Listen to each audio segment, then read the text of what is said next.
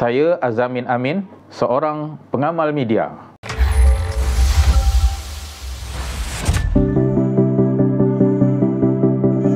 Saya memulakan kerjaya saya sebagai wartawan pada 2005 sehingga lebih kurang 12 tahun saya berkhidmat di sebuah syarikat akhbar sehinggalah kejawatan penolong pengarang berita kanan. Kemudian saya bertukar kepada sebuah akhbar yang lain. Kemudian saya bertugas ke sebuah syarikat swasta sebagai pengurus tanggungjawab sosial korporat. InsyaAllah sedikit sebanyak saya boleh ceritakanlah pengalaman sebagai seorang pengarang berita.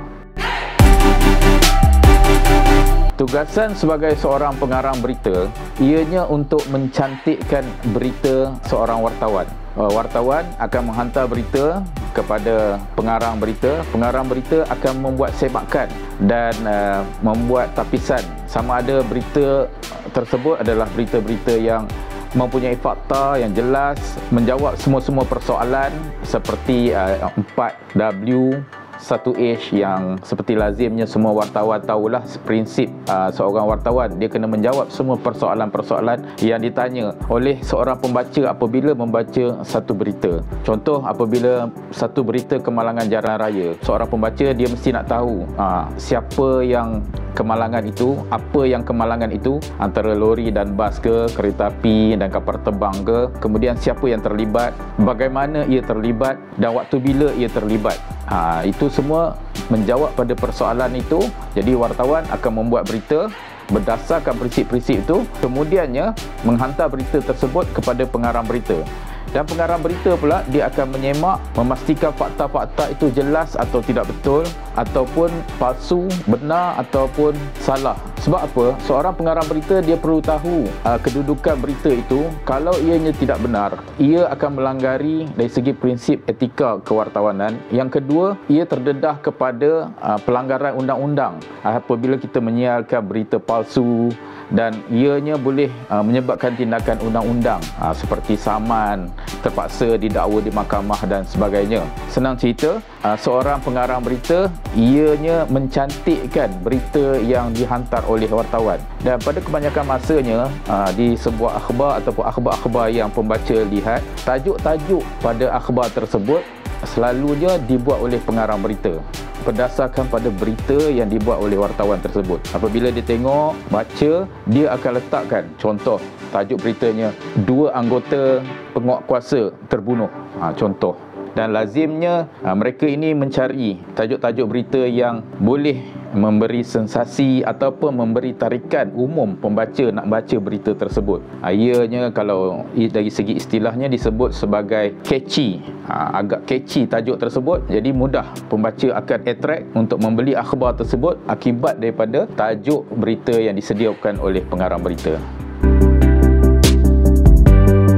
Untuk menjadi pengarang berita, dia mesti ada pengalaman sebagai seorang wartawan. Jadi untuk jadi seorang wartawan, seperti lazimnya, kualifikasinya ialah ada yang diploma, degree dan sebagainya. Ada yang tertumpu khusus pengajian bidang komunikasi, bidang masscom, broadcasting dan sebagainya. Tapi ada juga wartawan yang bermula dengan kelayakan diploma yang tidak ada kaitan dengan kewartawanan pun ada. Janji, ia mempunyai minat yang tinggi, keazaman yang kuat, rajin, sabar, cekal, insya-Allah dia boleh bertugas sebagai seorang wartawan, kemudian berganjaklah sedikit demi sedikit sehinggalah sebagai seorang pengarang berita. Nombor satu ialah penulisan yang baiklah, ketajaman dari sudut melihat sesuatu berita itu dari sudut isu semasa, isu setempat dan isu-isu yang kritikal. Seorang pengarang berita juga perlu banyak membaca perkara-perkara yang berkaitan dengan situasi sekeliling seperti politik, isu antarabangsa, kesihatan dan sebagainya, supaya ia tahu berita yang akan sampai kepadanya yang dihantar oleh wartawan tu dia faham. Apabila dia faham, dia lebih kritikal dan dia lebih tajam pengamatannya dan dia boleh jadi seorang pengarang berita lah. Jadi lazimnya apabila seorang pengarang berita, dia akan dapat berita awal lah daripada masyarakat umum ataupun pembaca, dia akan mengetahuinya lah. Kelebihan yang lain ialah sebagai seorang media ataupun pengamal media, pengarang berita, wartawan dan sebagainya, mereka bebas untuk akses kebanyakan tempat-tempat tertentu lah, seperti majlis rasmi kerajaan, boleh berjumpa dengan VVIP, menteri, dan juga boleh turun ke padang di medan, ada di medan perang, medan pilihan raya, di medan lapangan masyarakat setempat dan sebagainya. Jadi aksesnya terbuka lah. Lazimnya semua orang kebanyakannya memberi kerjasama yang baik kepada para pengamal media, sama ada wartawan ataupun pengarang berita.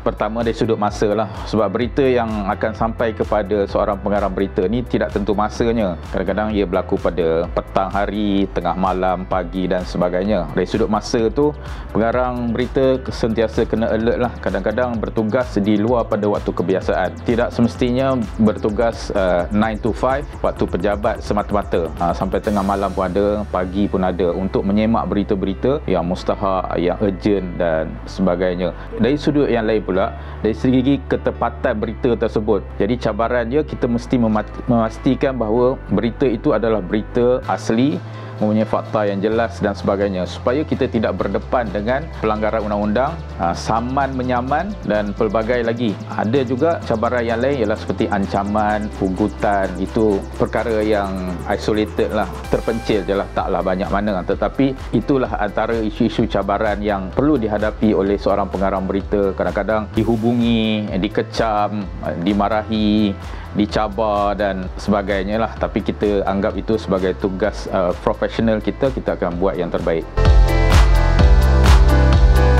Kadar gaji seorang pengarang berita sudah pastinya ia berperingkat bermula daripada wartawan. Jadi kalau wartawan bermula lazimnya dengan gaji sekitar RM2,000 lebih, kemudian dia berganjaklah daripada wartawan kepada wartawan kanan, ketua wartawan, ketua biro, terusnya kepada penyunting, penolong pengarang berita dan pengarang berita, seterusnya ketua pengarang. Sedikit-sedikit akan meningkatlah kepada satu angka jumlah yang agak besar, bergantung kepada organisasi akhbar yang terpilih ataupun akhbar organisasi yang lebih established lah. Yang pertama sekali ialah sabar yang tinggi, sebab menjalankan tugas sebagai seorang pengarang berita ni ramai lazim memanggilnya sebagai pekerjaan yang sunyi sepi, diam, hanya tumpu kepada karangan-karangan wartawan, banyak membaca satu persatu berita yang dihantar. Seterusnya perlulah cekal, kerana selaku pengamal media ini kita tahu bahawa terdapat banyak cabaran-cabaran di luar sana. Namun bagi memastikan berita sampai kepada masyarakat, kita perlu laksanakan walaupun panas, petih, hujan, ribut, banjir, dentuman senjata, meriam, kemudian kesusahan, kepayahan masyarakat setempat, semuanya mesti diterokai untuk disampaikan mesej ataupun cerita itu kepada orang ramai. Satu-satu berita yang keluar di sana ianya sudah menjadi sejarah. Jadi kalau berita yang tidak betul atau berita yang salah, berita yang menjatuhkan seseorang atau berita yang merosakkan apa-apa jua keadaan, ia akan menjejaskan suasana masyarakat setempat. Jadi kita perlu memberi berita yang terbaik untuk memberi celik minda kepada masyarakat di luar sana. Jadi tugas pengarang berita seolah-olah nampak mudah, tetapi ianya satu tanggungjawab yang sangat berat untuk dilaksanakan.